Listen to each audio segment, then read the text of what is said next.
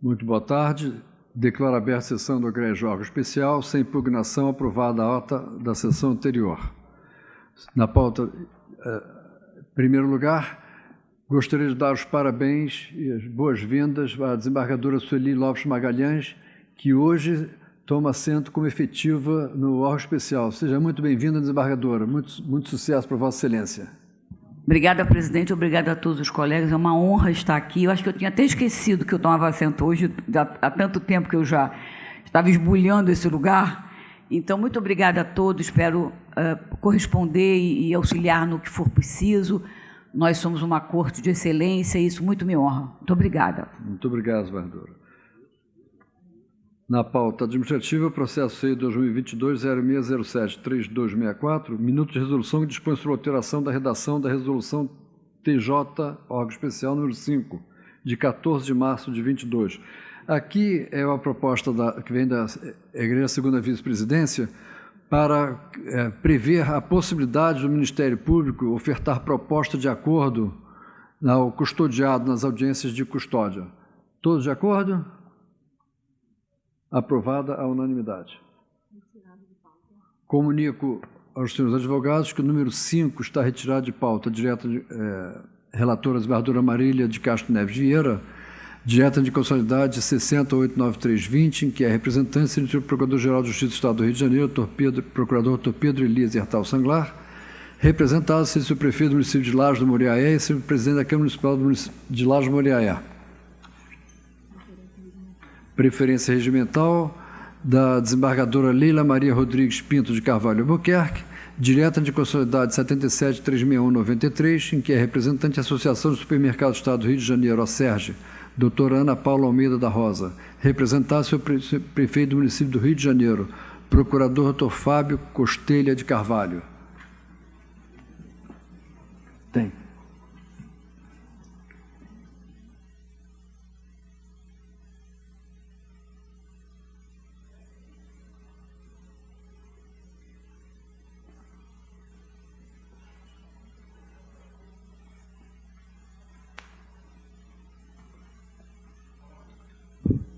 Tem a palavra, doutor. Boa tarde, desembargador presidente. Boa tarde, senhores desembargadores, senhoras desembargadoras.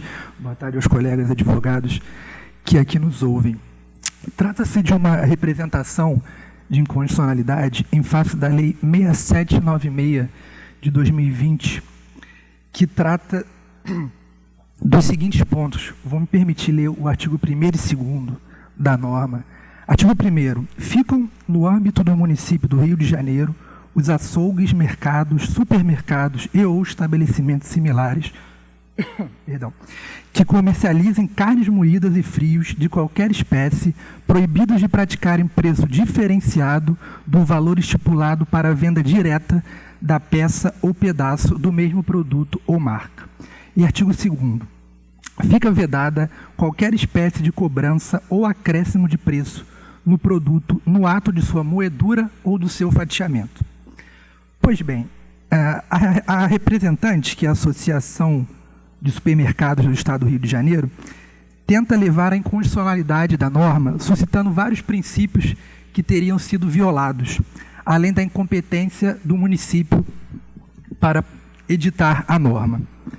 Dito isso, passamos à defesa da norma. Em primeiro lugar, é necessário destacar que o interesse local foi o que justificou a Câmara Municipal a editar a norma em comento, baseada, claro, no artigo 30, inciso 1º e 2º da Constituição Federal, que é reproduzido também pela nossa Carta Estadual. O legislador municipal percebeu, justamente no interesse local, que havia uma prática abusiva desses estabelecimentos em sobrepor ao preço do produto um valor acima quando houvesse o fatiamento ou a moedura daquele frio ou daquela carne moída. Ciente disso, repito, a competência municipal está estabelecida no interesse local e na suplementação da norma federal. A norma visa aqui, em última análise, a defesa do consumidor carioca. Passamos agora à constitucionalidade material da norma. A representante cita 4 princípios que teriam sido violados. Vamos rebater um a um.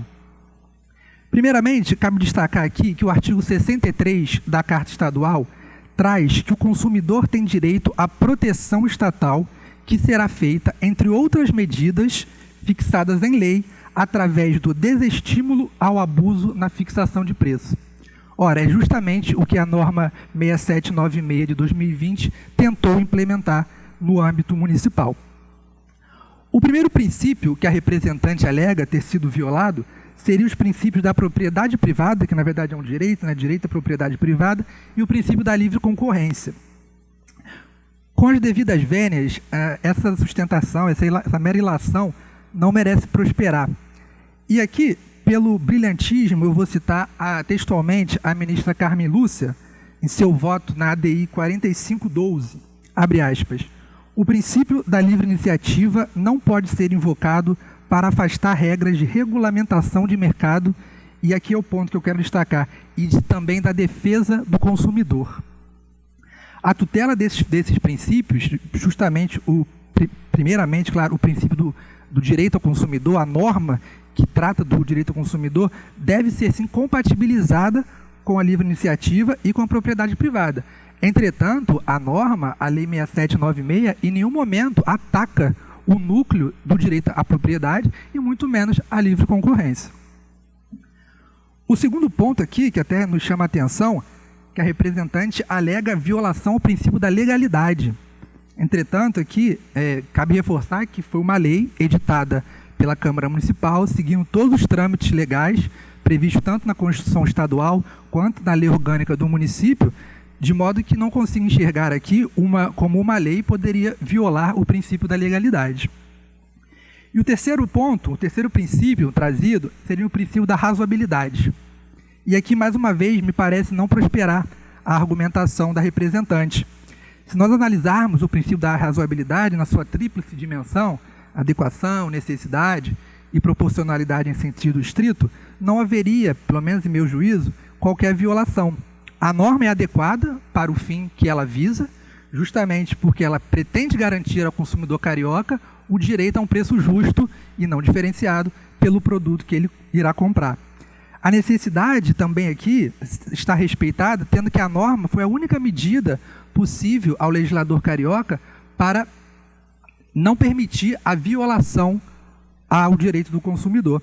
E, por fim, também está respeitada a proporcionalidade em sentido estrito, visto que não há excessos em relação às normas trazidas pelo legislador carioca.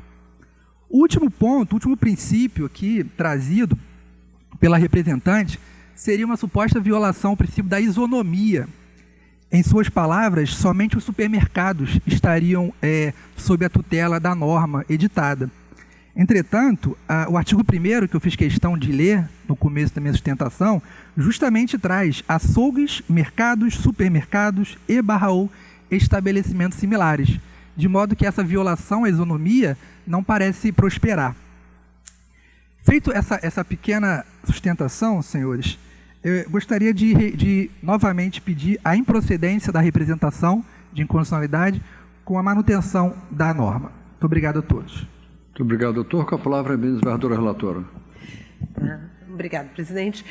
A despeito da bela sustentação que expôs exatamente os pontos que foram levantados, meu voto é no sentido da declaração da inconstitucionalidade, com base até seja uma decisão do STF, seja uma decisão anterior do nosso Tribunal de Justiça, que se referia à venda de bebidas geladas e bebidas quentes. É um voto do desembargador Edson Vasconcelos, que eu estou até trazendo no meu voto.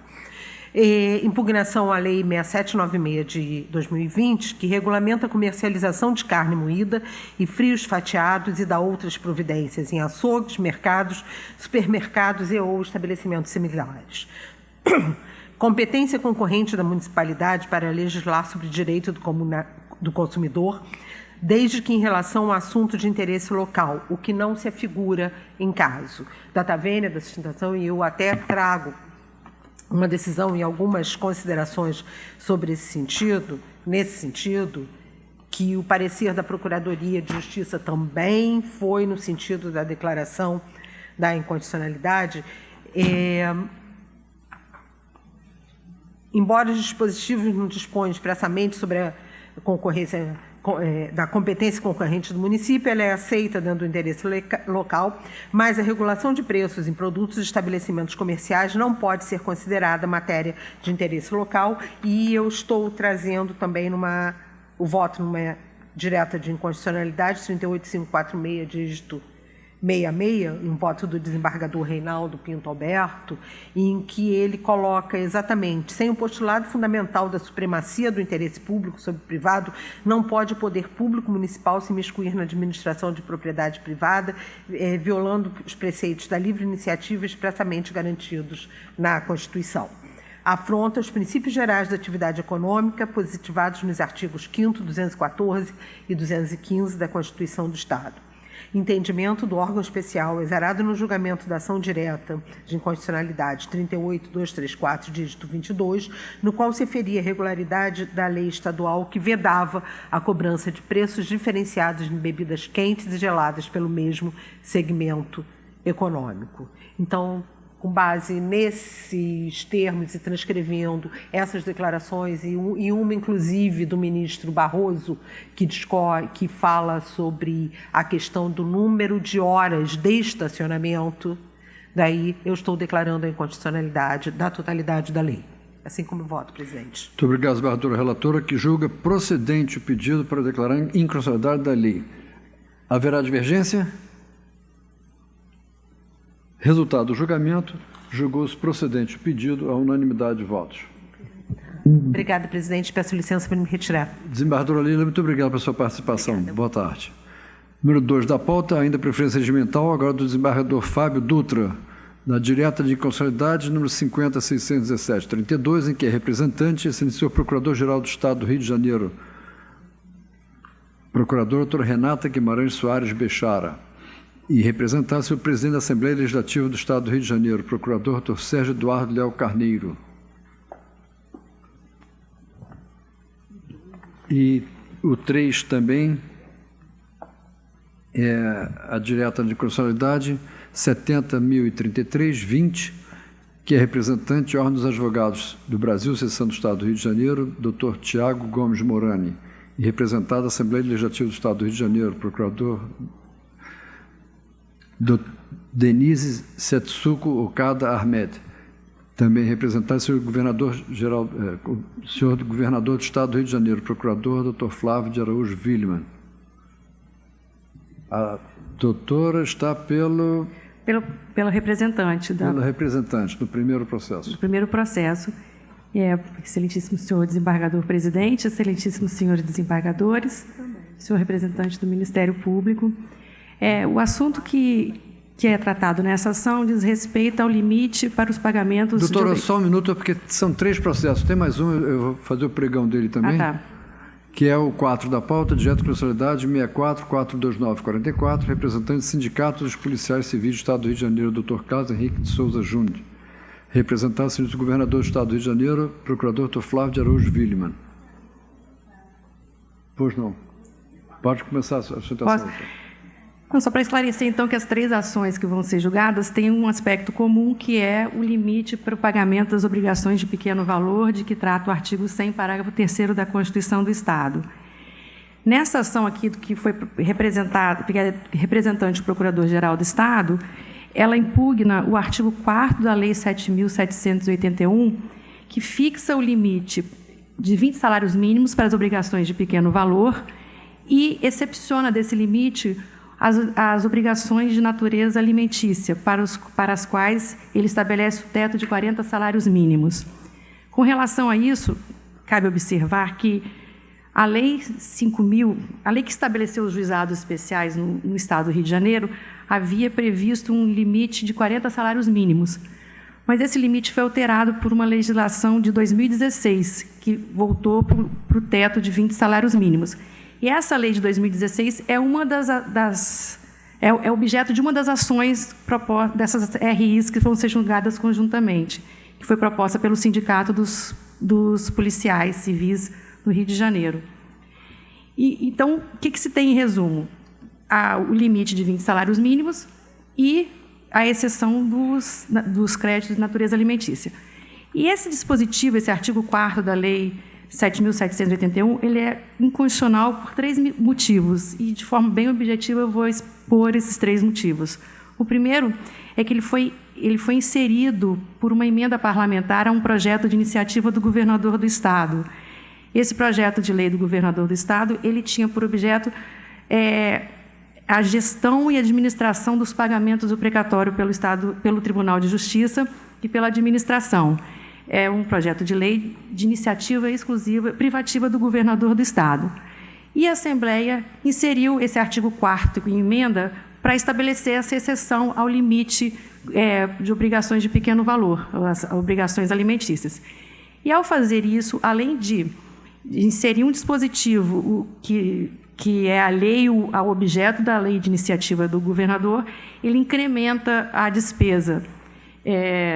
Embora possa ser relacionado, olha, a gestão de precatório tem um limite de precatório, essa inserção ela se mostra inconstitucional na medida em que ela cria uma despesa em projeto de iniciativa do governador do Estado.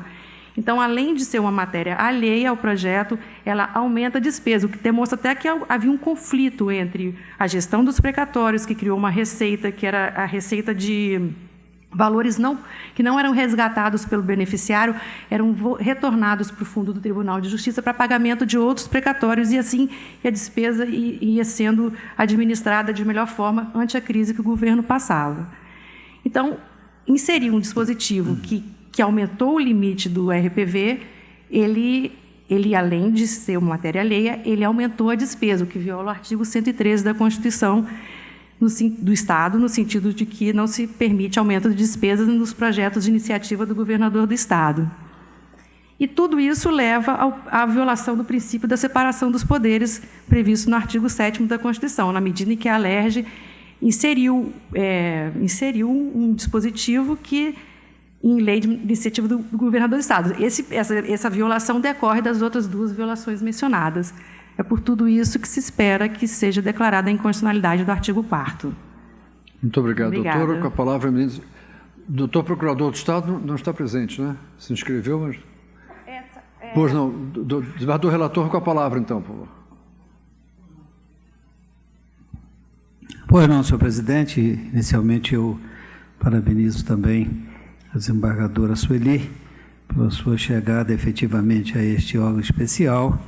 Cumprimento a eminente procuradora pela sua sustentação quanto à inconstitucionalidade do artigo 4º da Lei 7781 e apontaria que estou votando no sentido de que seja representação julgada procedente por alguns motivos. O primeiro deles é a inconstitucionalidade formal do artigo 4º da Lei Estadual 7781, em razão de emenda do Poder Legislativo que acarretaria aumento de despesa em projeto de iniciativa exclusiva do chefe do Executivo.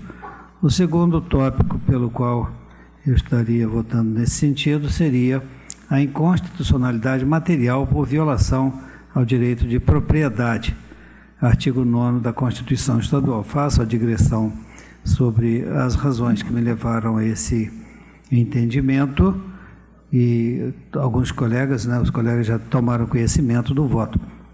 O terceiro ponto seria a inconstitucionalidade material por afronta à ordem cronológica de apresentação dos precatórios, também inserida na Constituição Estadual no artigo 153.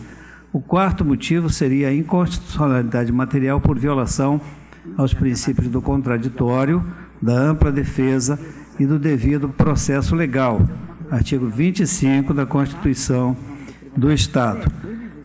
O quinto e último tópico seria a inconstitucionalidade material por ofensa ao princípio da separação dos poderes, inserido no artigo 7º da Constituição do Estado do Rio de Janeiro. Então, senhor presidente, consultando Vossa Excelência a respeito do julgamento dos 3 processos, quanto aos 2 primeiros, de número 2 e número 3, eu estou votando pela declaração da inconstitucionalidade da Lei 7781 de 17, baseado nos artigos 7º, 9º, 25º, 12º, parágrafo 1º, inciso 2, a linha D, 13º, inciso 1, 145, inciso 6, a linha A, e inciso 12, 153 e 209, todos da Constituição do Estado do Rio de Janeiro, com eficácia erga omnes e efeitos vinculantes e retroativos, com relação aos processos de número 2 e 3. Com relação ao processo de número 4, que tem como representante o Sindicato dos Policiais Civis do Estado do Rio de Janeiro, eu estou votando pela extinção sem apreciação do mérito. Então, a ementa está redigida da seguinte forma: representação de inconstitucionalidade, Lei Estadual 7507, de 2016, que dispõe sobre limite para pagamento de obrigações de pequeno valor, de que trata o artigo 100, parágrafo 3º da Constituição da República, e altera a Lei Estadual 5781, de 2010, demanda proposta por Sindicato de Policiais Civis, legitimado não universal, inexistência de pertinência temática, ausência de legitimidade ativa do representante, incidência do artigo 485, inciso 6 do Código de Processo Civil. Então, estou votando pela extinção do processo sem resolução do mérito. É assim que estou votando nos 3 processos, senhor presidente. Muito obrigado, desembargador relator, que nos processos 2 e 3 julga procedente o pedido. Haverá divergência? Peço vista, desembargador Najib. Aguardo vista, desembargador Milton Fernandes. Mais alguém aguardará a vista? Todos acompanhando o relator? Não. Após votar o voto do relator e demais desembargadores, pediu vista o desembargador Najib Slaive Filho, aguardando a vista do desembargador Milton Fernandes Souza. E no processo número 4 da pauta, extinção sem resolução do mérito. Todos de acordo?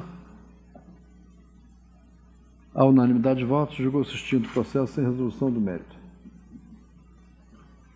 Então, senhor presidente, com vossa licença e dos demais eminentes componentes deste órgão, devo retirar-me. Desembargador Fábio, muito obrigado pela sua participação. Boa tarde. 8 da pauta, desembargadora Maria Augusta Vaz Monteiro de Figueiredo, relatora do incidente de arguição de constitucionalidade 304-289-75, em que é arguente egrege a primeira Câmara Civil do Tribunal de Justiça do Estado do Rio de Janeiro. Interessados, a Associação dos Taxistas do Brasil, Abrataxi, Dr. Raul Augusto Barbosa Lins e Silva. Interessado no município de Janeiro, procurador Dr. Ricardo Lopes Limonge. Também interessados, Alvorada Táxi, Alto Rio Fuscas Limitado, Empresa de Táxi Josefa, Empresa de Táxi Neide, Empresa de Táxi Nossa Senhora dos Milagres, Táxi Impérios Limitada, Táxi Santarém, Turi Táxi, Transporte Aradense, Transporte Santa Bárbara, Transporte Táxi Radar, Dr. Maximino Gonçalves Fontes Neto. Interessado, a mesa diretora da Câmara Municipal do Rio de Janeiro, procurador Dr. Flávio Andrade Carvalho Brito. A sustentação. Sim, excelência, pela Procuradoria-Geral do Município. Pois não, doutor. Tem a palavra. Sentimos, senhores desembargadores, boa tarde. Na realidade, o interesse da Procuradoria de vir nessa tribuna é fazer alguns destaques para um melhor conhecimento do que se trata esse incidente. Esse incidente, inaugurado, provocado pela outra primeira Câmara Civil, tem como objeto, primeiro, alguns dispositivos da Lei Municipal 5.492 e também um dispositivo, em seus parágrafos, da Lei Federal 12.587. Em relação à Lei Federal, o tema já foi apreciado pelo Supremo Tribunal Federal, que declarou inconstitucionais os parágrafos 1º, 2º e 3º do artigo 12A desta lei. Já em relação à lei municipal, o que trata exatamente disto? Né? O que temos aqui? Temos aqui mais uma daquelas legislações editadas envolvendo o serviço público de táxi.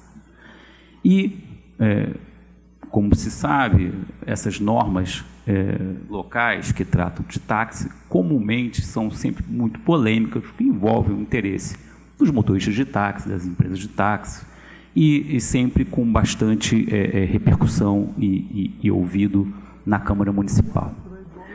Especificamente em relação a essa Lei 5.492, ela trata basicamente os dispositivos impugnados, que são os artigos 3º, 4º, 5º, 6º e 8º. Eles tratam basicamente de 3 questões. E aí vale a pena fazer esses destaques para a gente entender exatamente em que estamos pisando, né? Em primeiro lugar, ela trata da transferência causa-mortes da autorização do serviço de táxi. Isso já foi declarado inconstitucional pelo Supremo ao apreciar a questão em âmbito nacional. O segundo ponto trata também da cessão do serviço de táxi, da autorização do serviço de táxi, e isso também foi considerado inconstitucional pelo Supremo, também ao apreciar a norma nacional. Mas aqui eu acho que é importante se fazer um destaque para entender os fundamentos. E por que eu digo isso? Porque me preocupou ao ler o parecer da douta Procuradoria de Justiça, ao entender que esses dispositivos eram inconstitucionais por conta da violação ao princípio da licitação. E aqui há um equívoco trazido até pela própria legislação do serviço de táxi. Por quê? Ao longo desses anos, as inúmeras leis e decretos, desde lá do Estado da Guanabara, onde nasceu a primeira regulamentação do serviço de táxi, o serviço de táxi, ora é chamado de autonomia, ora é chamado de permissão, mas na realidade são termos incorretos, são termos atécnicos. O serviço de táxi, ele é, na verdade, um serviço de utilidade pública. Ele não é um serviço público propriamente dito. E por conta disso, já reconhecido pelo Supremo algumas vezes, trata-se de uma autorização de serviço público, e em sendo uma autorização de serviço público, ele não se submete ao regime licitatório, ele não está lá previsto na Constituição Federal. E aqui eu peço vênia só para lembrar um pouco algumas decisões do Supremo ao analisar isto. Lá atrás, já no recurso extraordinário 359.444 do Rio de Janeiro, que tratava de uma lei municipal também, né, a Lei 3.123, já se dizia lá: apesar do nome em iuris de permissão para o exercício da atividade, trata-se, na verdade, de autorização de serviço público. A administração, para autorizar a prestação de um serviço público não essencial, mas de interesse coletivo, como é o caso dos táxis, pode dispensar a licitação, uma vez que a Constituição Federal somente exige o procedimento licitatório para a delegação de serviços públicos a particulares, quando sob o regime da permissão e concessão. Isso está aqui, já no voto, desde 2011, esse entendimento. E, mais recentemente, no julgamento pelo Supremo dos dispositivos nacionais, na ADI 5337, mais uma vez, aí no voto da lavra do ministro Fux, reafirmou-se esse entendimento.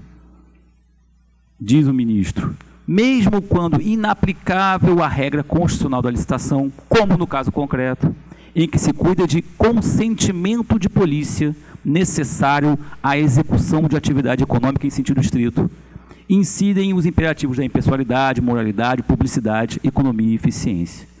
A licitação é apenas um entre os possíveis meios aptos à concretização desses mesmos ideais. Então, para que se espanque qualquer dúvida, o serviço de táxi é um serviço sujeito à autorização, é um serviço de natureza privada, mas de utilidade pública. Tem razão.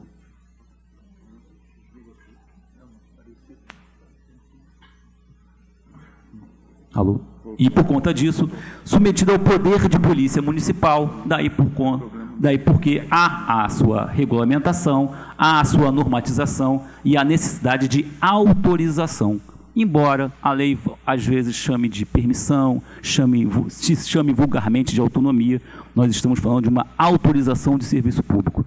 Por conta disso, os dispositivos nacionais que foram declarados inconstitucionais não foram por conta da violação ao princípio da licitação, mas sim por um entendimento do Supremo de que a previsão da cessão onerosa ou a transmissão causa-mortes da autorização do serviço de táxi violaria os princípios da ordem econômica, né? Então, esse é o primeiro registro que eu acho importante ser feito para que não se faça uma indevida fundamentação na apreciação deste incidente, inclusive por conta da repercussão que tal entendimento pode trazer para o restante da normatização existente no serviço de táxi. A segunda questão, que também merece destaque, é em relação ao artigo 5º, que é a figura do motorista auxiliar. O artigo 5º da Lei 5.492, que é o objeto do incidente, diz o seguinte: ao titular da permissão para operação em serviço de transporte de passageiro em veículo de aluguel a taxímetro, táxi, é permitido colocar motorista auxiliar que atenderá às condições e exigências impostas pelo poder público. E por que eu faço esse destaque desse dispositivo? Porque esse dispositivo, na verdade, ele foi suplantado por uma nova norma municipal trazida na Lei Complementar número 159. Essa lei de 2015, que trata de todo o serviço de táxi, dando novos balizamentos para o serviço de táxi, a Lei Complementar 159, de 29 de setembro de 2015, ela trouxe uma nova regulamentação para a figura do motorista auxiliar. Diz ela, no seu artigo 11, o exercício da atividade de motorista auxiliar é estágio de verificação pelo município da aptidão para a atribuição de novas licenças ou a realocação de licenças descontinuadas, cassadas ou revogadas. E aí vem toda uma sistemática em que prevê que o motorista auxiliar seria aquele que estaria em estágio, por assim dizer, né, preparatório para, quando houvesse uma autorização vaga, seja por conta de uma cassação ou seja pela extinção em decorrência de um falecimento, algo do gênero, esse motorista auxiliar, então, assumiria essa autorização vaga. Portanto, esse dispositivo, inclusive, ele perdeu o seu objeto, ele foi tacitamente revogado pela Lei Complementar 157 de 2019. Feitas essas considerações, que eu acho apenas importante frisar para a eventual fundamentação, é o que tem a Procuradoria-Geral do Município a dizer. Obrigado.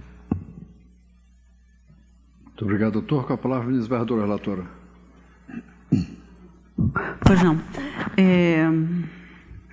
Eu começo o meu voto por transcrevendo os artigos 3º, 4º e parágrafos 5º, 6º e 8º da Lei 5.492 do município de Rio de Janeiro. E continuo.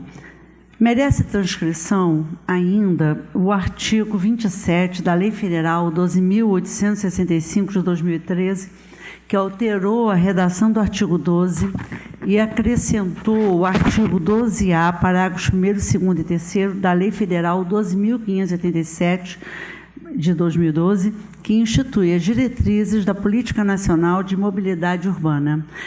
O artigo 12 estabelecia o seguinte: os serviços de utilidade pública de transporte individual de passageiros deverão ser organizados, disciplinados e fiscalizados pelo Poder Público Municipal com base nos requisitos mínimos de segurança, de conforto, higiene e qualidade de serviço e fixação prévia de valores máximos das tarifas a serem cobradas. O artigo 12A, que foi então acrescentado, dispõe: o direito à exploração de serviços de táxi poderá ser outorgado a qualquer interessado que satisfaça os requisitos exigidos pelo Poder Público Local, incluído pela Lei 12.865 de 2013. Parágrafo 1º. É permitida a transferência da outorga a terceiros que atendam aos requisitos exigidos em legislação municipal.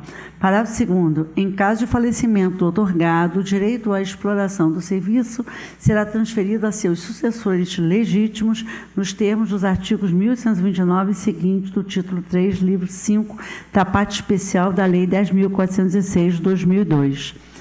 Parágrafo 3º. As transferências de que tratam os parágrafos 1º e 2º dar-se-ão pelo prazo da outorga e são condicionadas à prévia anuência do Poder Público Municipal e ao atendimento dos requisitos fixados pela outorga. Fecho aspas. Bem, verifica-se, todavia, que em março de 2021 sobreveio o julgamento da ADI número 5.337, tendo o Supremo Tribunal Federal declarado a inconstitucionalidade do artigo 12A, parágrafos 1º, 2º e 3º da Lei 12.587, que eu acabei de ler, acrescentado pelo artigo 27 da Lei 12.865. E eu faço aqui a transcrição do voto, que eu vou me eximir de ler, porque ele é longo, e é da autoria do ministro Luiz Fux. nesse sentido, no sentido de declarar a inconstitucionalidade desses parágrafos desse artigo 12A da lei referida.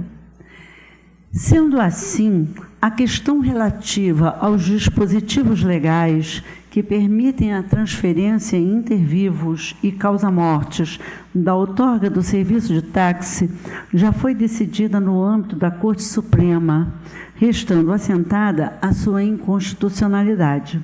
Por conseguinte, o mesmo raciocínio se aplica aos artigos 3º, 4º, 5º, 6º e 8º da Lei 5.492 de 2012 do município do Rio de Janeiro. Tais dispositivos violam a regra da obrigatoriedade de concessão e permissão de serviços públicos mediante licitação, artigo 70 caput da Constituição do Estado do Rio de Janeiro e artigo 175 caput da Constituição Federal. Insta a registrar que, como bem salientou o parecer da Procuradoria de Justiça, os princípios gerais da administração pública estão contemplados na regra constitucional da seleção pública para a contratação de bens e serviços mediante licitação, conforme artigo 77 e 25 da Constituição do Estado do Rio de Janeiro, reprodução do artigo 37, 21, inciso 21 da Constituição Federal. O mesmo se dá no tocante à prestação de serviços públicos quando houver delegação, a teor do disposto no artigo 70, caput da Constituição Estadual, que deverá ser realizada, entre aspas, sempre através de licitação, fecho aspas, em repetição ao artigo 175 da Constituição Federal. Os dispositivos legais impugnados da Lei 5.492 de 2012 do município do Rio de Janeiro violam os comandos constitucionais em referência ao não exigirem a observância do processo licitatório para transferir intervivos e causa-mortes da permissão. Constata-se ainda ofensa aos princípios da isonomia, da moralidade, da impessoalidade, da eficiência do interesse coletivo. Artigo 6º, 9º, parágrafo 1º e 77, caput da Constituição do Estado do Rio e artigos 5º, caput e 32, caput da Constituição Federal, tendo em vista o privilégio de determinados interessados em detrimento da igualdade de competição entre todos os interessados na concorrência da permissão, sem justificativa para tanto. Logo, resulta ser imperioso reconhecer que os artigos 3º, 4º, 5º, 6º e 8º da Lei 5.492 de 2012 do município do Rio de Janeiro padecem do vício de incondicionalidade. É assim que julgo. Muito obrigado, vereadora relatora, que julga, acolhe o incidente. Haverá divergência?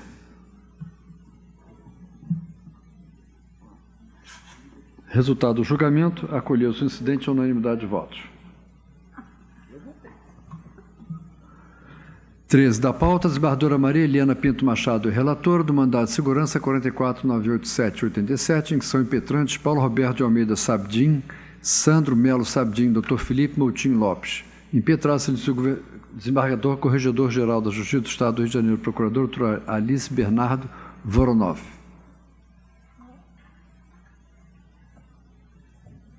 A doutora está pelo... Eu acho que não há necessidade. O impetrante está presente? Não. Desembargadora relatora, acho que não há necessidade do Estado falar. Presidente, também me parece que não há necessidade. Eu posso proferir o voto, enfim, ou explicar a celeuma apresentada, e se houver necessidade, a doutora procuradora até faz algum esclarecimento de fato, se for o caso. Na verdade, nós estamos diante de um mandado de segurança originário impetrado em face de ato do Corregedor-Geral de Justiça. Outrora foi deferida uma liminar por outro relator, mas analisando os autos que a mim foram encaminhados, eu observo que, em verdade, o prazo já decaiu para a impetração da segurança. Não deveria sequer ter sido conferida a liminar lá atrás. A decadência é evidente. Caminho outro não há que a extinção do processo, a extinção do mandado de segurança. Saliento ainda que a matéria de fundo se deve em razão de determinação e de regramento trazido pelo Conselho Nacional de Justiça acerca da ocupação e de cargos e funções de escrevente em registro civil de pessoas naturais, enfim, na matéria extrajudicial, e o Corregedor-Geral de Justiça. Então, ele editou um ato e avisos regulamentando aquela determinação trazida pelo Conselho Nacional de Justiça. E, apesar disso, de haver tão somente uma regulamentação, o que se teve foi a impetração de uma segurança, afirmando a existência de um direito líquido e certo, embora eu esteja não acolhendo o mandado de segurança em razão da decadência, mas, assim, ainda entrando na seara da liminar e falando, né, sobre evidências em sede liminar de direito líquido e certo, também não me parece que talvez fossem as melhores, mas, enfim, isso ficou lá atrás. O que a gente tem que decidir agora é se vai dar curso ou não a este mandado de segurança, e eu encaminho o voto no sentido de reconhecer a decadência, posto que ultrapassado o prazo de 120 dias para sua impetração. A emenda está lançada nos termos seguintes: mandado de segurança originário, impetração dirigido ao Corregedor-Geral da Justiça, responsável pelo expediente escrevente de registro civil de pessoas naturais. Insurgência contra a ordem de demissão do escrevente em razão da relação de parentesco, filho, com o responsável pelo expediente. Aviso 13 de 2020 da Corregedoria, determinando a demissão no prazo de 5 dias de quaisquer parentes do réu, interino ou não, de serventia extrajudicial. Publicação do aviso que se deu em 14 de janeiro de 2020. Pedido de reconsideração formulado pelos impetrantes em janeiro de 2020. Ciência da ordem de demissão. Início do prazo de 120 dias. Impetração levada a termo somente em 26 de junho de 2021, quando já ultrapassado o prazo decadencial previsto no artigo 23 da Lei 12.016 de 2009. Portanto, eu encaminho o voto no sentido da extinção do feito sem exame de mérito, na forma do artigo 4852 do Código de Processo Civil, senhor presidente. É assim que eu encaminho o voto. Muito obrigado, vereadora relatora, que extingue o processo sem resolução do... Extingue o processo. Haverá divergência? Resultado do julgamento: julgou-se extinto o processo indeferido inicial. 6 da pauta.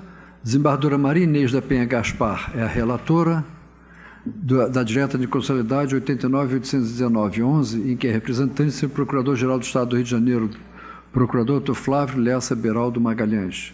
Representado, senhor presidente da Câmara Municipal de Macaé, Procurador Dr. Juan Flores de Lima, e senhor prefeito do município de Macaé, Procurador Dr. Fabiano Lima Pascoal de Souza, Amixcure Associação Brasileira de Geração de Energia Limpa, doutora Patrícia Mendanha Dias. Advogado... Sim, pela Procuradoria-Geral do Estado. Procurador do Estado, e depois tem a... O outro é advogado também, no caso, o que está atrás. Pois é, também são advogados, né, do município de Macaé. Exato. Com a palavra, doutor. Trata-se de representação por inconstitucionalidade de lei do município de Macaé, que proíbe a construção de usinas hidrelétricas e pequenas centrais elétricas em toda a extensão da bacia hidrográfica do rio Macaé. Indica-se a inconstitucionalidade da lei, primeiro porque seu objeto vai além da competência legislativa municipal para tratar de assuntos de direito puramente local. A construção de hidrelétricas e pequenas centrais elétricas é questão de relevo nacional e constitucionalmente atribuída como de interesse da União e Estados, na gestão dos potenciais energéticos regionais e nacionais. Neste sentido, o artigo 22.4 da Constituição da República prevê a competência legislativa da União para dispor sobre águas e energia. A lei municipal também interfere na autonomia administrativa da União e do Estado, na gestão dos seus bens e dos serviços públicos que lhe foram atribuídos pela Constituição, já que são bens da União, conforme artigo 28 da Constituição da República, os potenciais de energia hidráulica, sendo da competência da União para, em articulação com os Estados, onde se situam os potenciais hidroenergéticos, explorar o aproveitamento energético dos cursos de água. A Constituição do Estado, por sua vez, atribui as águas superficiais como bens do Estado. Por tais razões, esse colhendo órgão especial reconheceu a inconstitucionalidade da norma municipal com a ratificação da decisão liminar concedida nesta representação pela eminente desembargadora relatora. O parecer da Procuradoria-Geral de Justiça também foi no sentido da procedência da representação. Por fim, em último argumento, convém destacar que, mesmo sob a ótica da proteção ambiental, a norma municipal não merece prevalecer ante a legislação federal já editada, sendo a jurisprudência do Colhendo Supremo Tribunal Federal no sentido de que normas municipais, ainda que editadas sob o manto da competência comum, somente mantêm-se válidas em face de disposição federal divergente quando congregam elementos a justificarem peculiaridade local. Pugna-se assim pelo acolhimento da representação. Muito obrigado, doutor. Com a palavra, o procurador do município de Macaé.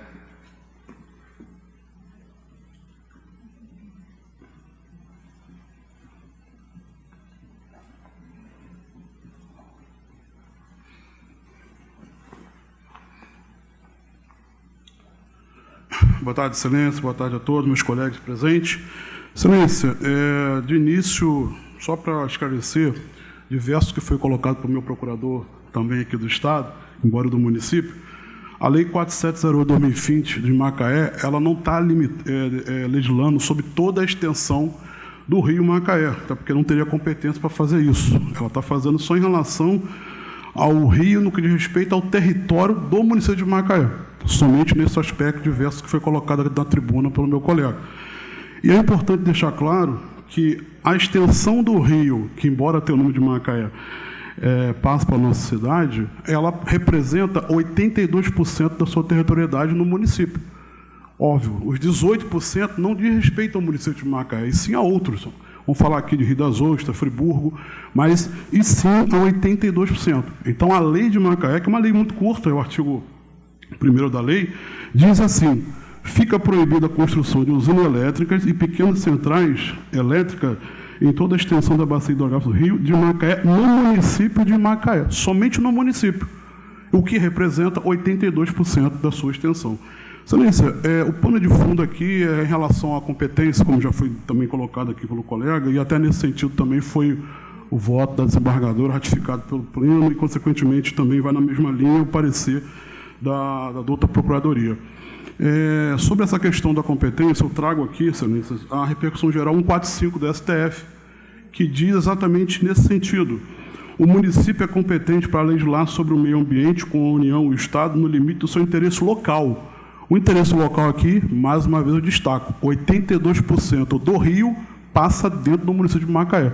Interesse mais local do que esse, data máxima vênia, eu penso que não teria, desde que o regramento, obviamente, seja harmônico com a disciplina estabelecida pelos demais entes federados. Então, Excelência, eu quero destacar aqui alguns itens de interesse local desse rio, como já foi colocado aqui, que passa, em sua maioria, dentro do município de Macaé. O primeiro interesse local, eu destaco aqui os peixes. Como seria a construção de uma hidrelétrica num rio que pode afetar diretamente o peixe que passa dentro do nosso município? Ou seja, uma construção de uma hidrelétrica dessa traria impacto direto no peixe que ali vive. E isso, obviamente, há um interesse local, data máxima havendo entendimento contrário. Além, obviamente, até mesmo da biodiversidade, que eu também trago aqui. Como seria mesmo o próprio nível do rio, Excelência, uma construção de uma hidrelétrica dessa, como eu disse, que afeta a nossa população. Sem falar no nível do rio, atmosfera e outros argumentos mais. O mais importante que eu também deixo claro aqui, a própria qualidade da água. Imagina a população de Macaé com quase 300 mil habitantes, num dado momento não receber a água que está sendo construída uma hidrelétrica a um certo ponto fora do nosso município e, consequentemente, ter uma água com uma qualidade bastante debilitada. Além, obviamente, da erosão, depósito de sedimento, avaliação do impacto.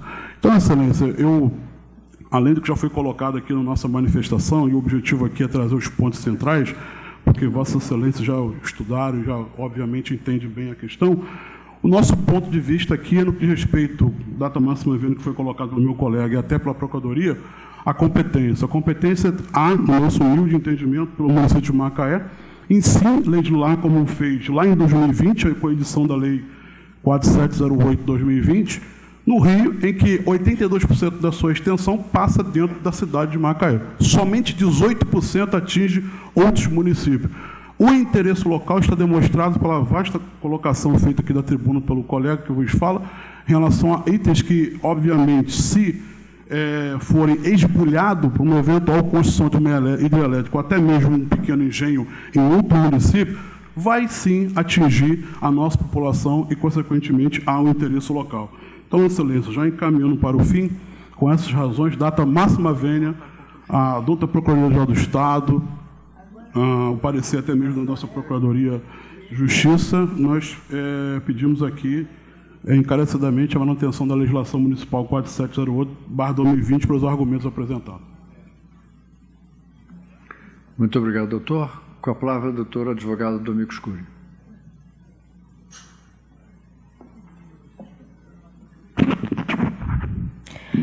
Boa tarde a todos. Cumprimento a desembargadora relatora e demais membros dessa colenda corte. Bom, na condição de amicus curiae, representante da Associação Brasileira de Energia Limpa, não vou me adentrar em detalhes relacionados à própria defesa da legislação, né, a defesa da inconstitucionalidade da legislação. É a lei, como muito bem dito pelos meus colegas que antecederam, a Lei 4708 do município de Macaé, que basicamente ela proíbe a construção de usinas hidrelétricas no município de Macaé, né? Há aqui, então, de pronto, uma inconstitucionalidade material clara, porque a competência para legislar sobre energia, como os senhores muito bem sabem, é da União, é uma competência privativa, né? De forma que não cabe, nesse aspecto, uma legislação local dispondo de forma diversa. Então, nós temos lá a previsão no artigo 21, inciso 4º, e a própria previsão, perdão, o inciso 22, inciso 4º, e a própria previsão do artigo 21, que também diz sobre a competência para a exploração dos potenciais de energia hidrelétrica. Portanto, do ponto de vista da constitucionalidade material, é clara a inconstitucionalidade dessa lei local, né, dessa lei 4708. O STF, o Supremo Tribunal Federal, em algumas oportunidades, já se manifestou nesse aspecto. Inclusive, cito aqui a DI 3358, a DI 6898, 5960, a DPF 335, em que diversas oportunidades o STF pondera a importância de se manter a rigidez da competência privativa da União para legislar sobre energia, não cabendo uma previsão diversa pelos entes locais. E na condição, como eu disse, de amicus curiae, aqui trazendo um ponto do setor, né, do setor de energia, o setor de geração de energia limpa, cabe contribuir com Vossas Excelências nesse aspecto ambiental, como o procurador que me antecedeu disse, a respeito dos impactos que são causados por essas atividades, os impactos positivos, tá, da geração de energia limpa. Como Vossas Excelências bem sabem, estamos em semana de COP, o mundo inteiro está voltado para pensar numa transição energética, para geração de energia limpa, para geração de energia que seja de fontes renováveis, e a gente tem esse potencial no Brasil. Nesse aspecto, o Brasil tem sido exemplo e observado pelos demais países, né?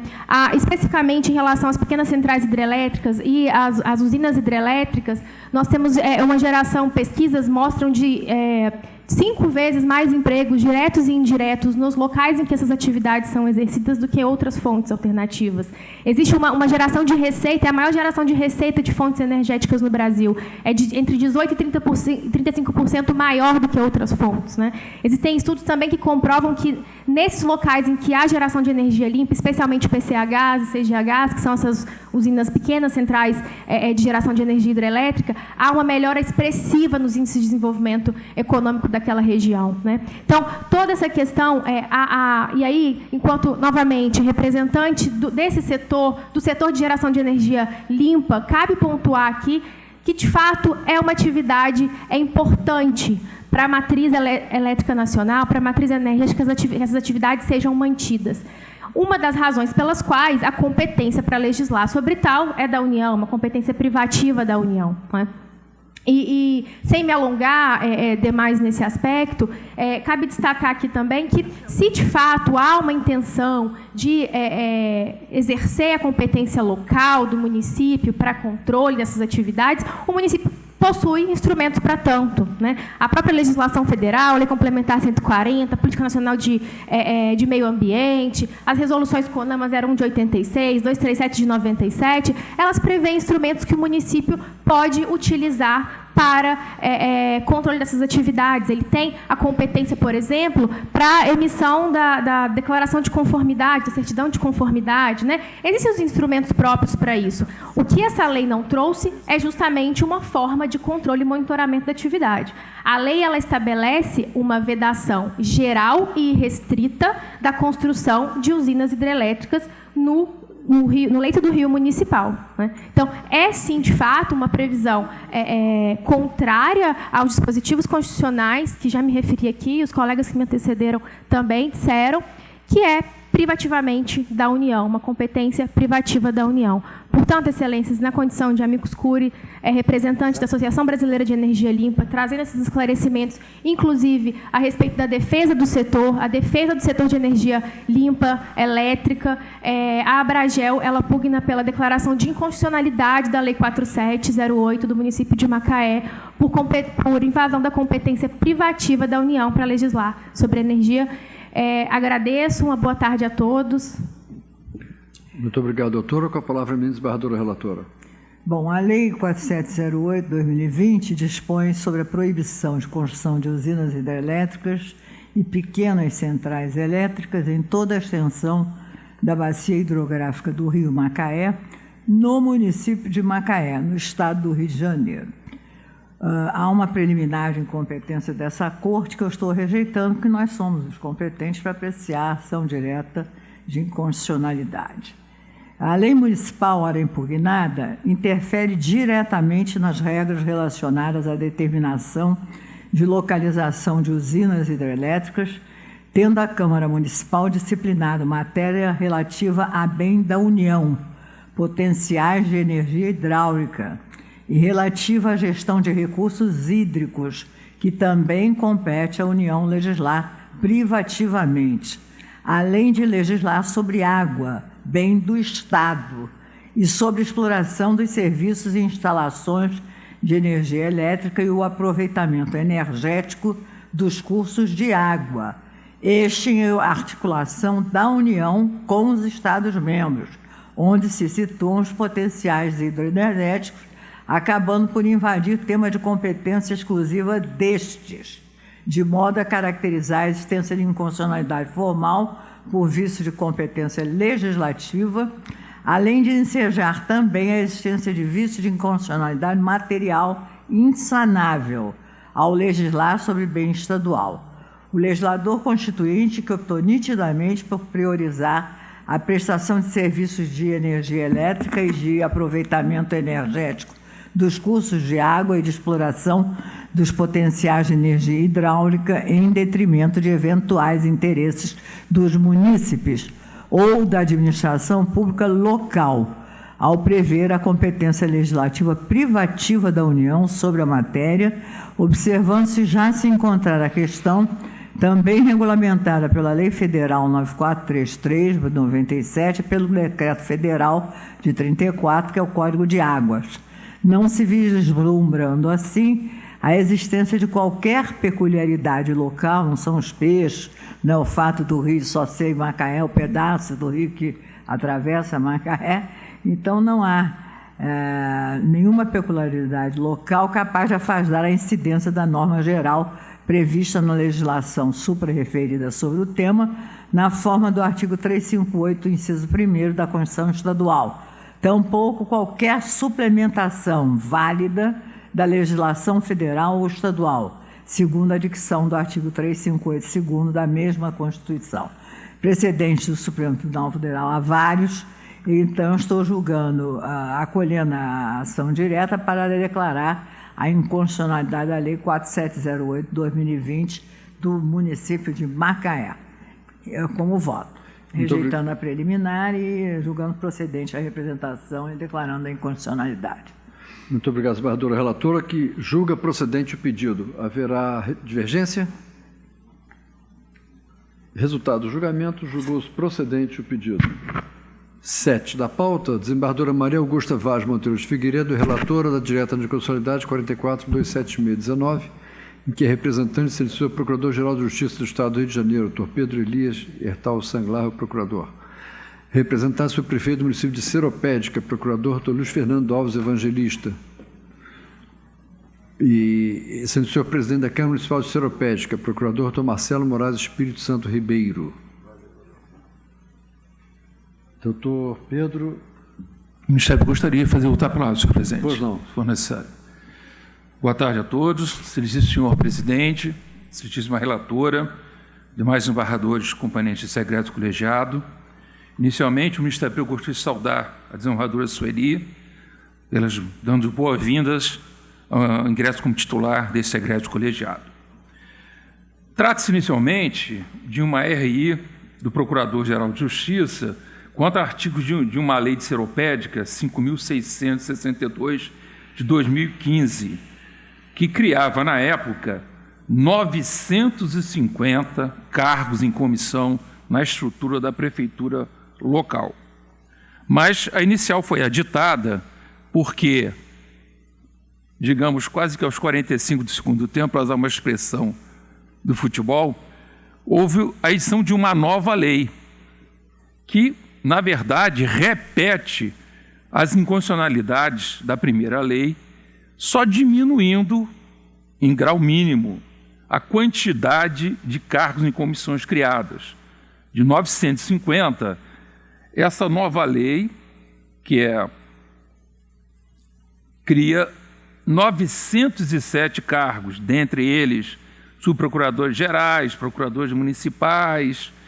Então, os artigos da nova lei 723 de 2022, que, aliás, abre um parênteses, foi anunciada nos autos após o relatório deste caso, portanto, de uma forma bem estranha a atitude do município, já que sequer juntou cópia da lei, simplesmente anunciou que haveria uma lei que revogou a anterior, mas o Ministério Público conseguiu cópia da lei e os seus artigos 3º,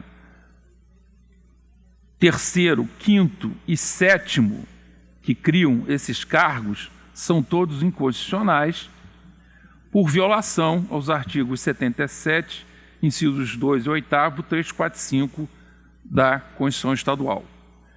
Então, preliminarmente, o Ministério Público reitera o seu pedido de recebimento do aditamento inicial, para, inclusive, evitar essa tática de alguns municípios de negarem a fazer uma composição no processo administrativo com o Ministério Público e depois, às vésperas do julgamento, editar uma nova lei, mas repetindo praticamente todos os vícios de inconstitucionalidade da lei anterior. Assim sendo, no mérito, os artigos impugnados da nova lei também violam as regras constitucionais do concurso público, da destinação dos cargos em comissão somente para as funções de direção, chefia e assessoramento, não bastando apenas a denominação de assessor para que se tenha essa descrição detalhada das funções, além dos princípios constitucionais da isonomia, impessoalidade, moralidade, eficiência e interesse coletivo, na criação desses 907 novos cargos comissionados, sem atribuições especificadas, somente com a nomenclatura destes, e para funções, inclusive, exclusivas de cargos de carreira por concurso público, como seria a representação judicial do município e a consultoria jurídica do município. Aplica-se ao caso o tema 1010 de repercussão geral do Supremo, de todos conhecidos. Há inúmeros precedentes desse egrégio órgão especial com relação a essa criação de cargos em comissão sem os requisitos constitucionais e legais. Portanto, o Ministério Público requer a procedência do pedido com recebimento do aditamento e sua procedência com efeitos erga omnes e ex tunc. Muito obrigado. Muito obrigado. Doutor Procurador, com a palavra, ministro Embargadora Relatora. A posterior revogação da lei, cuja condicionalidade está sendo questionada, faz com que reste prejudicada a respectiva representação de inconstitucionalidade em virtude da perda superveniente do objeto e, por conseguinte, do interesse processual. Registre-se que o aditamento da inicial somente seria possível se observados os princípios da economia e da celeridade processuais, ou seja, na hipótese de a inclusão da nova impugnação dispensar a requisição de novas informações. Todavia, na espécie, o requerimento de aditamento formulado pelo representante visa impugnar um novo diploma normativo que, de fato, promoveu alterações na lei anterior, objeto da impugnação veiculada na presente demanda. Nesse ponto, cumpre observar que não restou evidente a ocorrência de fraude, o que tão pouco foi alegado pelo representante, e que já houve o regular processamento do feito, que se encontra pronto para julgamento, tendo se manifestado todos os órgãos responsáveis pela edição do ato e interessados, o que impossibilita o acolhimento do pedido de aditamento inicial. Cabe notar que o representante deixou de fazer o cotejo das alterações ocorridas e das funções inerentes aos cargos criados para fins de demonstrar uma possível inexistência de alteração real quanto aos dispositivos impugnados da lei anterior. Ao contrário, limitou-se a afirmar que a nova lei repete vícios semelhantes de inconstitucionalidade, assim como sua antecessora, ao argumento de que não elenca estrutura da administração direta local, mas apenas de cada um dos órgãos que integra a estrutura administrativa local, sem atentar para a existência de cargos variados.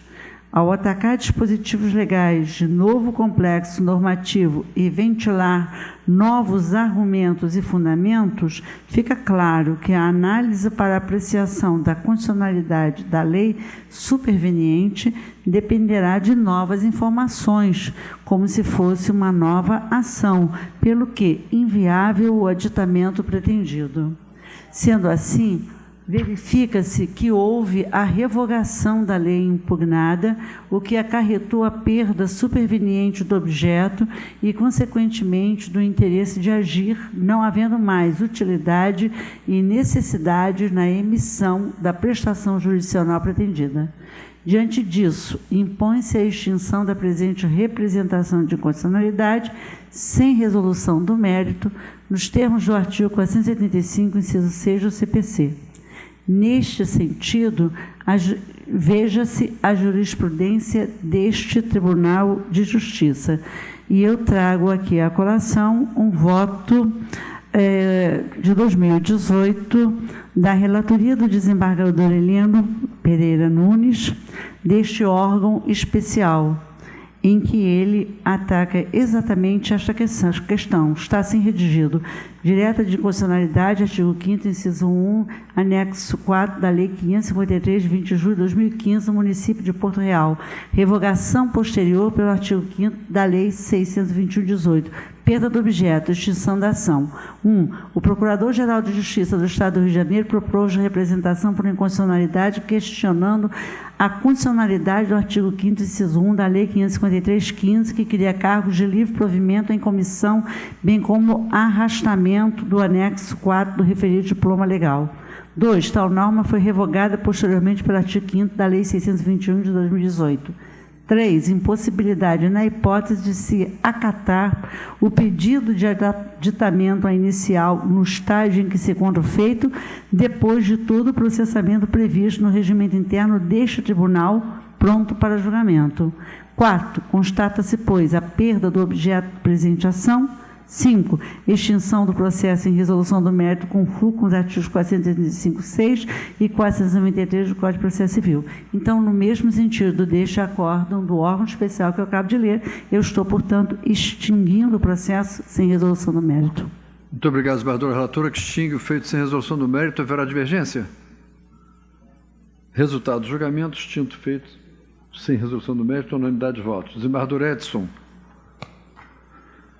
10 da pauta. Agravo 253.465.68, agravante condomínio de edifício Santo Ângelo, Dr. Marcos Vinícius Gomes Silva. Agravado condomínio de edifício Santo Agostinho, Dr. Armando Miceli Filho. Presidente, esse agravo interno foi interposto com base no artigo 1021 do CPC, em face de decisão da terceira vice-presidência, que aplicou a sistemática da repercussão geral e, em consequência, negou seguimento ao recurso extraordinário.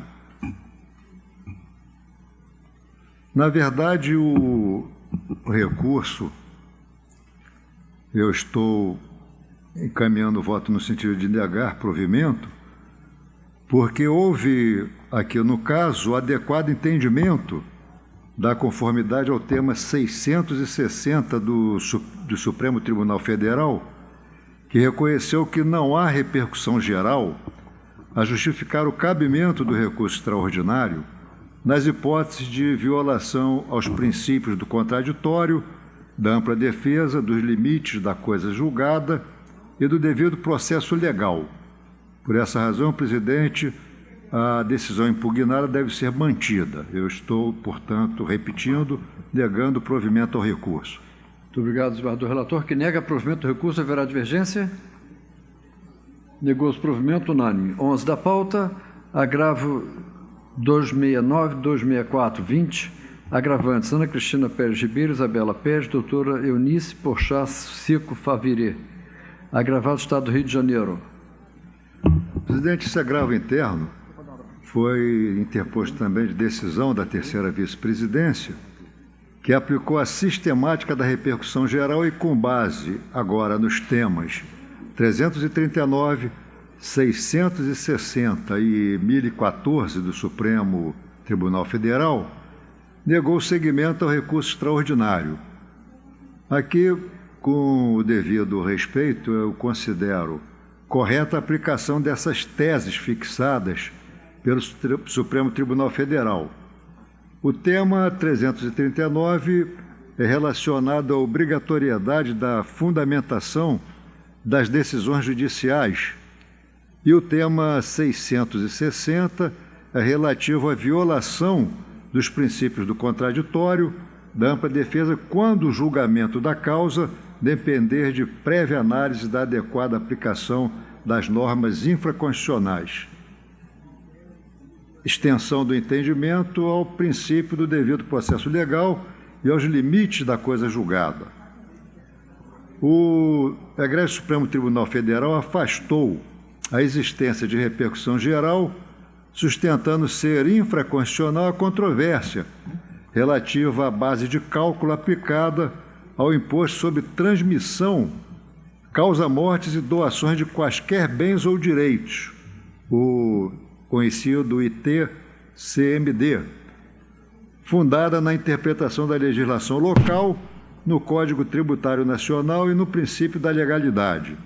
Portanto, presidente, eu estou encaminhando meu voto no sentido de manter a decisão impugnada e negar provimento ao recurso. Muito obrigado, desembargador relator, que nega provimento ao recurso. Haverá divergência?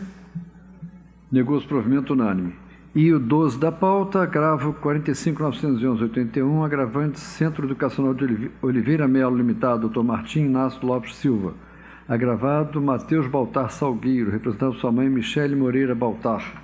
Michele Moreira Baltar e Érica da Silva Moreira, Dr. Saulo de Tarso Dutra de Alencar e Silva. Presidente, esse recurso é idêntico ao 10º da pauta. Aqui, no caso, o agravo interno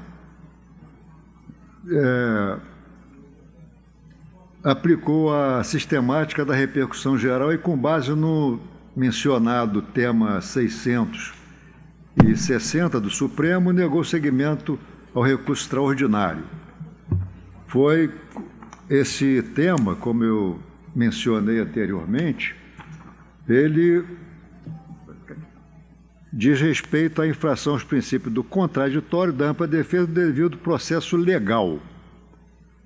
E, nesse caso, se o Supremo reconheceu que, nesse caso, a ausência de repercussão geral é evidente. Portanto, eu estou também encaminhando meu voto no sentido de negar provimento ao recurso e mantendo a decisão impugnada.